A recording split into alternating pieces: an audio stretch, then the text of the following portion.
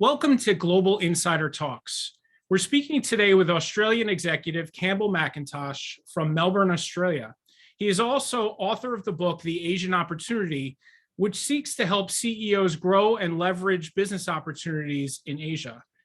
We're going to cover a number of topics in a short period of time, from the recent trade developments out of Australia as the continent slowly opens post-COVID and countries, including Australia, pivoting away from their reliance on China. We're going to hone in on some of the hot markets in Southeast Asia, and we'll hear some advice from Campbell for business leaders seeking new opportunities in Asia. Welcome, Campbell. Thanks, Jeff, and appreciate the opportunity. Great to see you. Thanks for being with us. Let's get right into it and begin with your home market, Australia. There's been some recent news, recent foreign trade agreement with India. Does this mean that the Australians have a concern with their reliance on China? Has it reached a new sort of alarming level? And do you imagine this trend, this moving away from Chinese reliance, will continue more globally? Yeah, look, that's an interesting question. There's a number of perspectives on it. But look, it's true that Australia has been increasingly reliant on China as a trading partner, particularly over the last 15 years. And that's probably got a lot to do, or coinciding with the manufacturing sector here in Australia diminishing, and people looking for alternatives, and also China's thirst for our natural resources here in Australia, particularly iron ore and coal. And also our agricultural products. I think the other point is, Jeff, that Australian businesses have become more comfortable trading with China over the years and probably have not explored other opportunities with other Asian countries. So the other aspect, which I think both the US has also experienced, well, the US really experienced with China, is some tensions, geopolitical tensions, trading tensions, and that's sort of rubbed off on also in terms of Australia. So summing all that up, I suppose the recent trade agreement that's been announced between Australia and India, it's been 10 years in the making, and I think it's really been accelerated in the past couple of years on the back of some concerns about our relationships with China. China have been looking to, well, they have been increasing tariffs and making it a little bit more difficult for a lot of exporters from Australia to go into China. And we've also in Australia been looking at other markets to formulate trade agreements, countries like Indonesia, South Korea, Japan, and Malaysia. So I suppose summing all that up, I would think that, yes, look, there is some increased activity in the space with regards to looking outside of China. The Indian agreement is huge because obviously it's a very big developing market and gives us a lot of opportunities. But it really is a case of not wanting to have all the eggs in one basket. I think that's really what the key to it all is. Right. And do you believe that this trend will sort of continue more globally for other major markets, including the US? That's a good question. Look, obviously I'm based here in Australia and sort of keep an eye on what's going on overseas. But look, I think reading between the lines, yes, I think that's really what the situation is. And of course, with the situation in Ukraine and Russia, those sort of tensions, I think, also add to what may happen with China. So yeah, I think that'll be an increasing trend. Yeah, and I think we see, this concept of nearshoring, sort of the reversal of these extended outsourcing supply chains, bringing the supply chain a little closer to home is certainly a trend. And business leaders are grappling with that, with the delays in supply chains and holdups at the ports, et cetera. So great. So as you know, our firm, Factum Global, we help organizations expand into new markets all around the world. And as you can imagine, Southeast Asia right now is at the top of our clients' list as a place to expand to and to find new opportunities, new growth opportunities. As many of these Southeast Asian markets reopen post-COVID, we know Singapore just opened without restrictions April 1st. Which markets in Southeast Asia and sectors in particular do you believe are providing the most growth opportunities for companies coming in from outside the region? Yeah, well, look, I think, as you said, things are starting to open up now, and it's been very difficult for the last couple of years. I think the major countries, as we see it down here in Australia, that are probably what I'd call the most popular for foreign investment would be, well, we mentioned Singapore, Malaysia, Thailand, and probably Vietnam. And particular segments, and I should say, those markets probably are more popular and are, I suppose, more accessible from the point of view that they're probably easiest to do business with out of all the Southeast Asian countries. But the sectors that seem to be appearing, or opportunities that seem to be appearing in those countries, are things like IT and digital transformation. Certainly renewable energy is becoming quite topical. Tourism needs to be re-kicked and restarted again. And what I would term advanced manufacturing, robotics and things like that. So I think those sectors for Singapore, Malaysia, Thailand, Vietnam are very, very opportune at the moment. But in saying that, there are other markets that probably will give some great growth opportunities, and those being Indonesia, Philippines and Cambodia. Less sophisticated markets, if I can call it, Jeff, but things like mining, investment in infrastructure, transportation, those sort of things, energy generation, and probably large-scale manufacturing. So those I see are what the opportunities are for foreign investors, and there's definitely a thirst within those countries to attract investment in those sectors.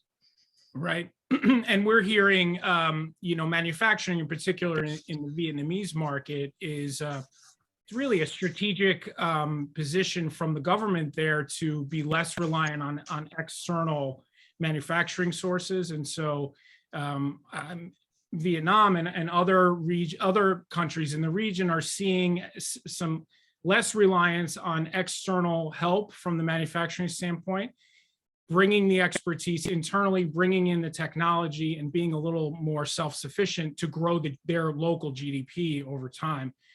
It's a perfect segue to a quick discussion on your book, The Asian Opportunity. So here's a bit of a question for you. If I were a CEO in a Western market, say the US, searching for growth in Asia, what are 3 main pieces of advice you would give me?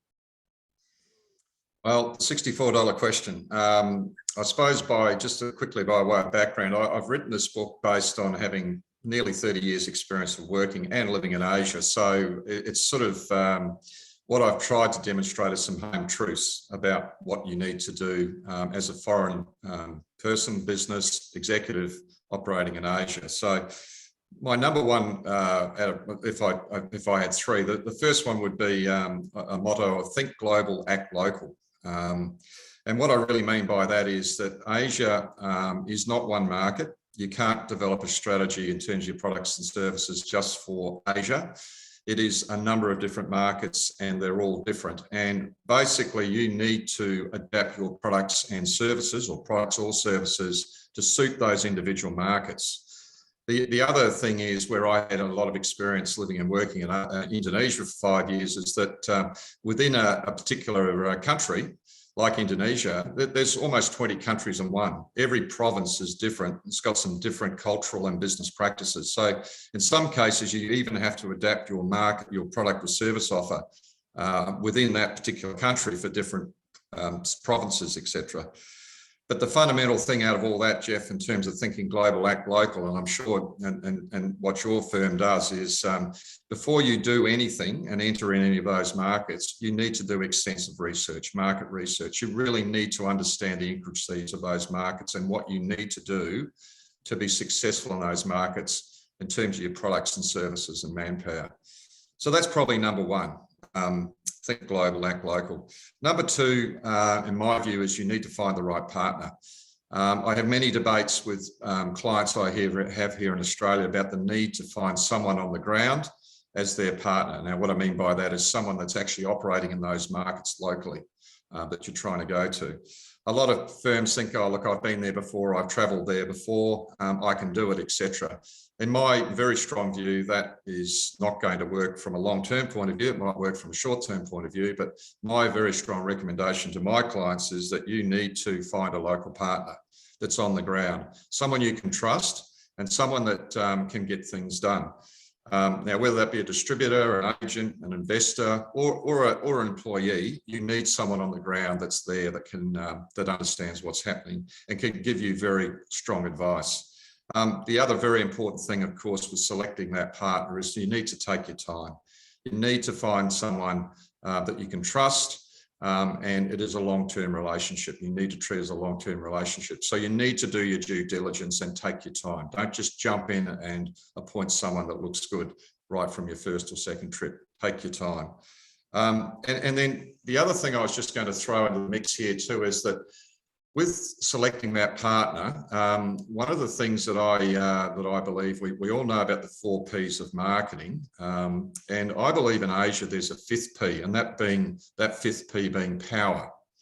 And what I mean by power is that to have success in a lot of those markets, you need to be, with your product, service, or your firm, you need to have power in terms of influence, being able to get things done. So in selecting a partner to assist you, I also believe that partner needs to have some power. They need to have some influence in the market, whether they're a distributor or an agent that has got a very strong position in the market segment you're going after, or they may have government contacts or business contacts that are useful for you to get your business going. So yeah, that's a really important thing. So yeah, so the second one being really find the right partner. And thirdly, and this is something that's really also very important at the outset, is that before entering those markets, the stakeholders in your business must understand that the return on their investment will take longer. And what I mean by that, it'll take longer than a traditional investment in a Western market, because there's so many things that happen within that market that are outside your control. And, there's the old adage that we used to use when we operated up, well, when I used to operate up in Asia, was the old adage of 2 steps forward, 3 steps back. It happens, and it happens all the time, and most of it is outside your control. It's extremely frustrating. Stakeholders in your business get frustrated, but it is a factor of life. The things that you just cannot control. So really the learning out of that is, with the ROI taking longer, your stakeholders must enter into these investments with the right mindset, that understanding it will take time. And they need to be patient, and they need to be flexible. And they need to be understanding that this is an investment it's not for the short term, it's for the medium to long term. Very, very important. And then finally, and I suppose something that again is really important, is that before you enter in these markets, and it sort of goes dovetail with market research, is that you need a strategic plan. You need a strategic plan about how you're going to enter these markets, how you're going to develop these markets, and how you're going to move forward. And that plan will have to be flexible, as I've sort of indicated before, but you must have a plan. And that plan, as I believe, needs to dovetail into the plan for your domestic business, so that it's not a plan that's off to the side. It's actually part of your overall business strategic plan. Why do I say that? Is you need to have the mindset that you are going to do stuff in Asia. It can't be seen as something separate. You need to be committed. So again, ROI will take longer, and you need to accept that. So there's 3 things that I've probably detailed there in a fair bit of, but they've just come from my key learnings of operating in Asia, and I think they're very, very important. Thank you, Campbell. Thanks for spending time with us today. Thank you for your very valuable insights and your upbeat forecasts on Southeast Asian markets. For more information on Factum Global and our global expansion services, our global insider talks, or to sign up for our monthly newsletter, please visit factumglobal.com. And to read more about Campbell's book, visit theasianopportunity.com.au.